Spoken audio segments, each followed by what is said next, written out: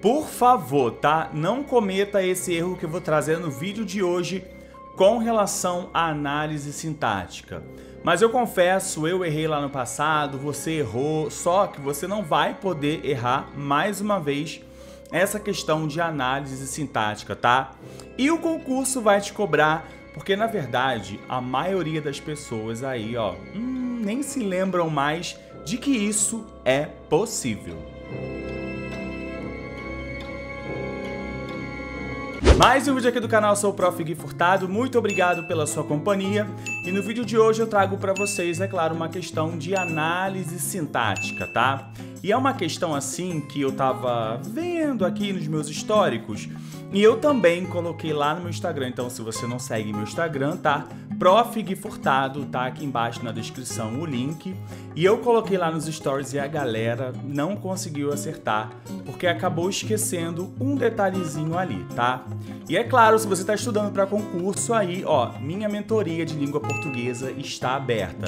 Então, se você quer ter 1h30 de aula comigo nos planos trimestrais, semestrais e anuais, é só me chamar aqui, tá? Lembre-se que tem que começar logo a sua preparação para o seu concurso, tá? Bora então começar. E é claro que além da mentoria de mais de 1h30 com material simulado, tudo dentro daquilo de que você tanto precisa, você tem essa aula, ó, comigo, Prof. Gui Furtado, fechado? Eu sou uma pessoa muito inteligente, porque eu quero. Tô esperando seu contato, tá aqui na descrição. Quer dizer, o meu contato. E a questão muito perigosa vai falar o seguinte, tá? Olha só. Todas as opções apresentam sujeito aí inexistente, tá? Se você tem muita dificuldade aí com a análise sintática, eu vou deixar aqui embaixo para vocês, né, na descrição aqui do canal, as aulas complementares, tá? Então, professor, fiquei com dúvida, não lembro, não sei, tá? Aqui embaixo na descrição para vocês se aprofundar dentro desse mundo que eu tanto gosto, que é a sintaxe, tá? Quando a questão fala aqui de sujeito aí inexistente, tem uma dica que eu gosto de dar para quem faz mentoria comigo, eu vou dar para vocês também, tá? Os casos básicos do sujeito inexistente cabem aí na palma da mão. E talvez a gente veja esses 5 casos aqui, tá?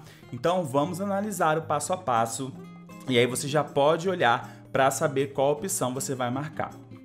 Uma outra coisa muito importante é você marcar o seguinte, a questão fala, olha só, todas as opções apresentam sujeito inexistente. Aí você vai fazer isso aqui, ó, menos exceto, tá? Para ficar mais fácil e não errar aí a sua resposta. Então, na alternativa, né, letra A, eu ia falar número A, na primeira alternativa nós temos o seguinte, tá? E como faz calor, veja, os lagostins saem da toca, tá? Olha que interessante, quando a gente fala aqui, ó, faz calor, né? Quando a gente tem aí esse verbo fazer, a gente precisa lembrar o seguinte, deixa eu aumentar aqui, ó. A gente precisa lembrar o seguinte, o verbo fazer também entra aí nos casos que cabem na palma da mão do sujeito inexistente, tá? Se o verbo fazer basicamente indicar tempo passado ou até mesmo aí essa questão, nesse caso aqui, né, ó, calor, né, de uma questão da natureza, temperatura, alguma coisa assim, ou tiver ideia passada, o que vai acontecer? Esse verbo aqui, ele vai ser um verbo que a gente chama de verbo impessoal, tá? Então, quando a gente tem verbos que indicam fenômenos da natureza, choveu, nevou, trovejou, ou o verbo fazer aí indicando o tempo passado, a gente vai ter o que a gente chama de verbo impessoal, que é a mesma coisa aí que sujeito inexistente. Quando o verbo é impessoal, ele não apresenta sujeito, tá? A próxima alternativa vai falar o seguinte, ou então vamos jogar bola preta. Do outro lado do jardim tem um pé de saboneteira. Olha que interessante, será que essa alternativa ela traz de fato um verbo impessoal? Um dos 5 casos aí em que a gente não vai ter sujeito? Porque se eu for analisar a fundo, já partindo para a alternativa C, olha o que eu vou encontrar. Agora devem ser 3 horas da tarde e as galinhas lá fora estão cacarejando de sono. Você gosta de fruta-pão assada com manteiga?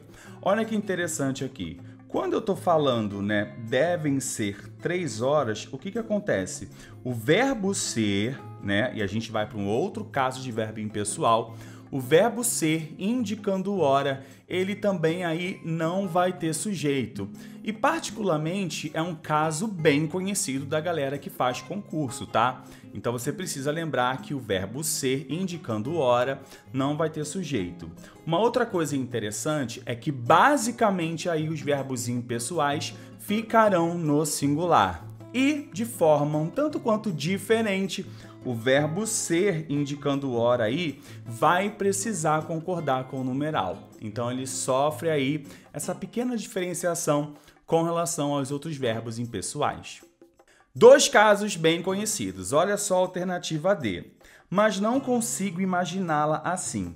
Talvez se na praia ainda houver pitangueiras. Aqui a gente tem, é claro, o caso clássico, verbo haver com o sentido de existir, também é aí um verbo impessoal. Lembre-se que eu estou falando. Verbo haver no sentido de existir, ele sim é impessoal. Agora o verbo existir, no caso aí, vai ter sujeito, não confunda. É verbo haver com o sentido de existir, não ao contrário, tá? Então a gente também tem um caso clássico.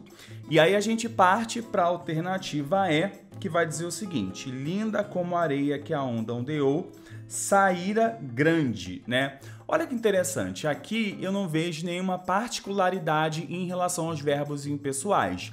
Não há o verbo haver com o sentido de existir, não tem verbo indicando hora, não tem fenômenos da natureza, né? Não tem o verbo fazer indicando tempo passado ou em relação, né, a alguma temperatura, fenômenos da natureza, nada disso.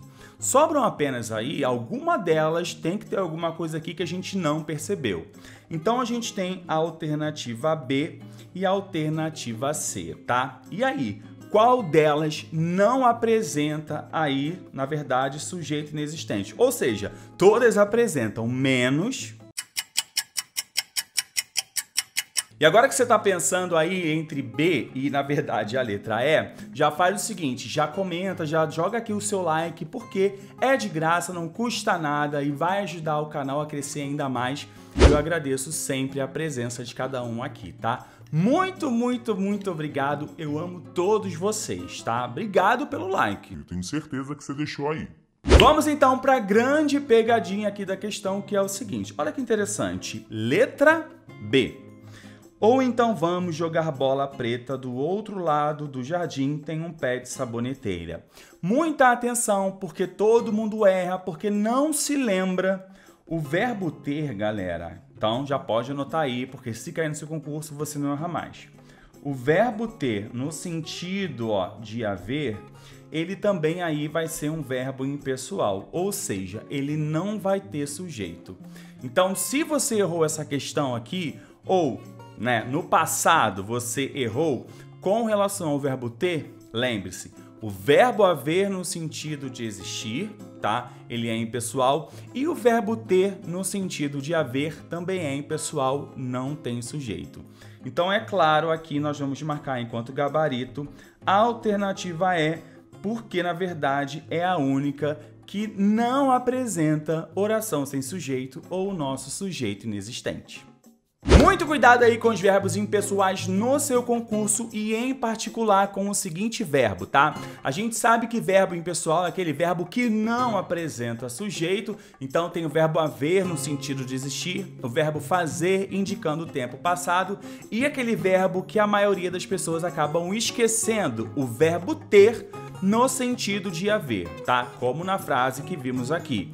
Então, se você está prestando o seu concurso, muito cuidado com os verbos impessoais, com as orações sem sujeito e, é claro, com o verbo ter aí no sentido de haver. Muito bom esse vídeo, espero que vocês também tenham gostado. Vou ficando por aqui, é claro. Um beijo e até a próxima.